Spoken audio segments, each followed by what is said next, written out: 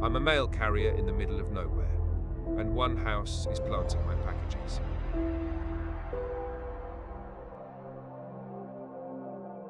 There's a package sitting on the passenger seat of my truck. It's a standard medium flat rate box sealed with brown tape, just like 100 others I'll handle tomorrow. But this one feels different. It feels heavy in a way that has nothing to do with its weight. It feels like it's watching me. I have to deliver it in the morning, back to that place. And I think if I do, I'm not coming back. Not the same way, at least.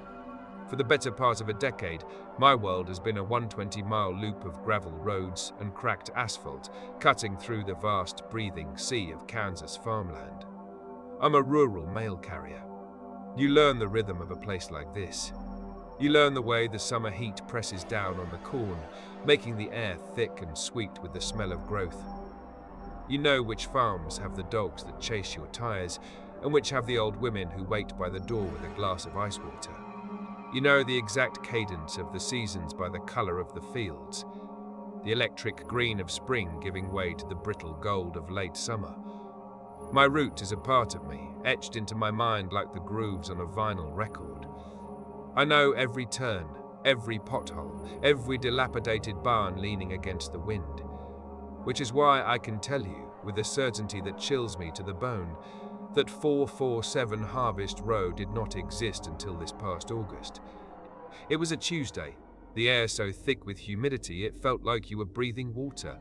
The scanner chirped, a new address blinking on the screen. Priority package. That's not unusual. People are always moving in or out, even way out here. But the coordinates it gave me were wrong. They pointed down a narrow access road just past the Brennan place, where County Road 12 brushes up against an old, dry irrigation canal. I'd passed that turn-off thousands of times. It was a dead end, a forgotten little lane swallowed by overgrowth, used for nothing. I'd always figured it led to some rusted-out threshing machine left to die in the fields. But the scanner insisted. The GPS traced a thin, unwavering line half a mile into the corn. My supervisor would have my hide for a delay or a missed delivery. So, with a sigh, I turned the wheel. The mail truck barely fit. The road was more of a suggestion. 2 dirt ruts pressed into the earth. And the corn, it was wrong. This was late August, and the stalks should have been turning, drying out for the harvest. But here, they were a deep, feverish green, impossibly tall and thick. They crowded the road so tightly there was no shoulder, no ditch, just a solid wall of vegetation that seemed to lean in, whispering against the metal sides of my truck. The sound wasn't like wind through leaves. It was dry and sibilant, like 1,000 brittle fingernails scratching at the paint, trying to get in. The deeper I drove, the darker it got, the sunlight struggling to pierce the dense canopy of leaves above. And then, the road just ended. Not in a field, not at a piece of machinery, but at a house. It shouldn't have been there. I know the county records. I know the families. A house like this, it's an event. People talk.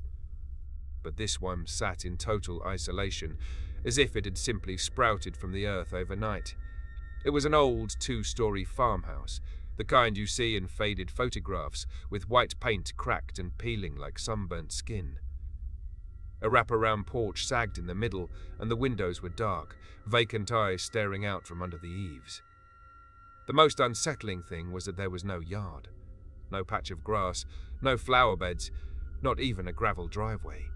The corn grew right up to the foundation, its thick stalks pressing against the clapboard walls, their leafy arms reaching for the windowsills. A narrow path, just wide enough for a person to walk single file, was carved from the road to the front door. I grabbed the package. It was one of those medium flat-rate boxes, about the size of a shoebox. No return address. The sender was just a long string of alphanumeric code, and the origin city was a place in Oregon I'd never heard of, a town that a later search would tell me didn't exist. The box was heavy, dense. When I shifted it in my hands, the contents slid around with the sound of coarse sand or dry soil. I walked the narrow path, the corn brushing against my arms, feeling like strange hands trying to get my attention. I knocked on the door. For a long moment, there was nothing. Just the oppressive silence of the cornfield. Then, I heard the slow, deliberate scrape of a deadbolt being drawn back. The woman who opened the door looked like she'd been there since the house was built. She was maybe 70, maybe older, her face a roadmap of deep wrinkles.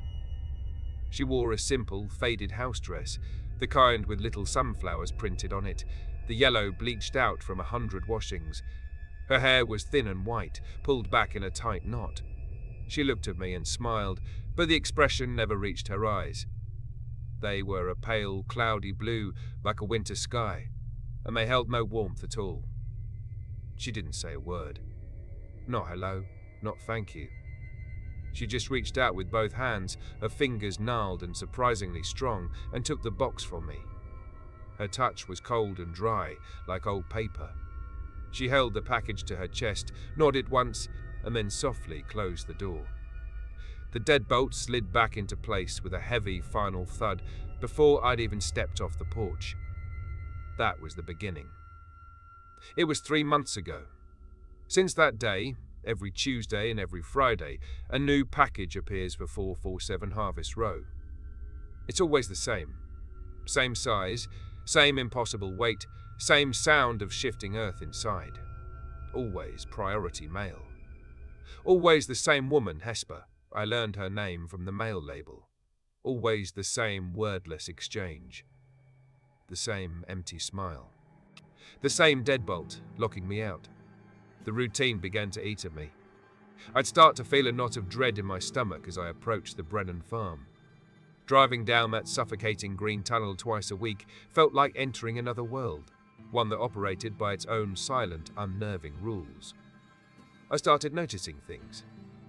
The corn along that road seemed to grow faster, thicker than anywhere else on my route. Sometimes I'd swear the path to the door was slightly different, a little more winding. The air there was always still, no matter how hard the prairie wind was blowing everywhere else.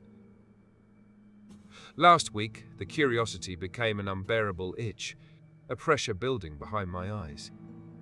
I couldn't just keep being a cog in this bizarre, silent machine. I had to know what was in those boxes. I had to know what she was doing with them. I got to her turn off an hour earlier than usual. I parked my truck on the shoulder of the county road, hidden by a small rise, and walked. The air was cool, the morning sun just beginning to burn off the dew. But the moment I stepped onto that dirt path, the temperature seemed to drop. The sound of the wind died, replaced by the rustle of the corn. It sounded like whispering. I didn't go to the front of the house. I circled around, pushing my way through the dense stalks. It was like wading through a thick, fibrous curtain. The leaves were rough and sharp, leaving tiny paper cuts all over my arms. It was darker in here than I thought possible, the world reduced to a maze of green and brown. Then I broke through into a clearing. It was behind the house, a perfect circle of cleared earth, perhaps half the size of a baseball diamond. The corn formed an impenetrable wall around it, a perfect living fence. The ground inside the circle wasn't flat. It was covered in dozens of small, neat mounds of freshly turned soil. They were arranged in precise geometric rows, each mound the exact size and shape of the packages I had been delivering. There must have been 40, maybe 50 of them, stretching from the back of the house to the edge of the corn. My blood ran cold. It looked like a graveyard. A graveyard for children or for boxes. But that's not what sent me scrambling back through the corn, gasping for breath, my heart hammering against my ribs like a trapped bird. It was the mounds on the far side of the clearing, the ones I knew must be the oldest. They were moving. It was a slow, rhythmic motion. A gentle, steady pulsing, like the flank of a sleeping animal. Like something buried just beneath the surface was breathing. And the corn growing at the edge of the clearing, right behind those oldest mounds, was hideously transformed. The stalks were thicker than my arm, gnarled and twisted into shapes that felt fundamentally wrong, shapes that my mind recoiled from. They weren't just plants anymore. Some bent at unnatural angles like broken limbs. Others had developed strange bulbous growths, pustules of husk that split open to reveal kernels that were a sickly, purplish black, arranged in patterns that looked disturbingly like vertebrae or teeth.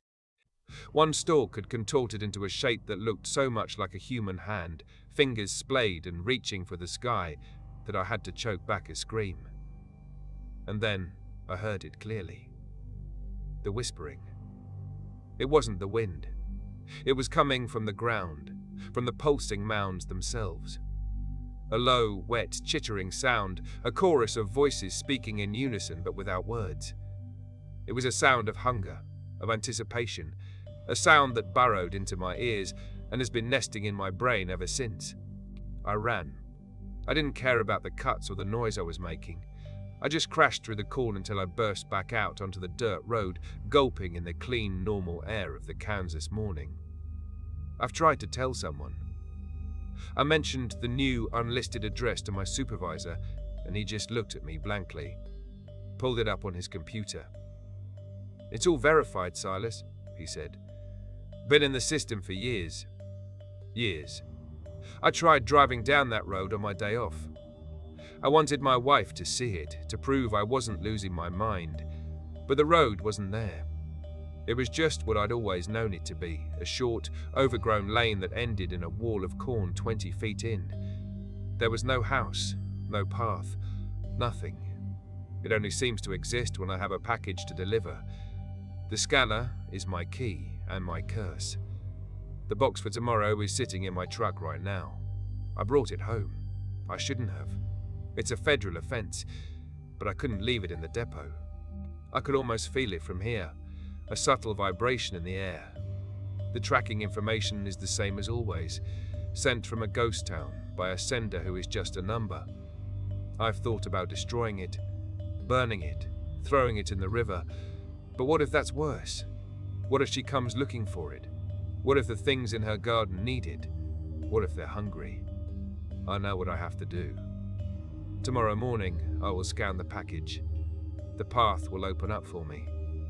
I will drive my truck through that suffocating green tunnel, and I will walk to her door. Hesper will be waiting for me, with her cold hands and her empty smile. She's expecting me, and those things in the ground, those things I've been delivering, piece by piece, twice a week for 3 months, I can hear their wet whispers in my memory. I think the rustling in the corn has been trying to tell me something all along. They're almost ready. The harvest is coming.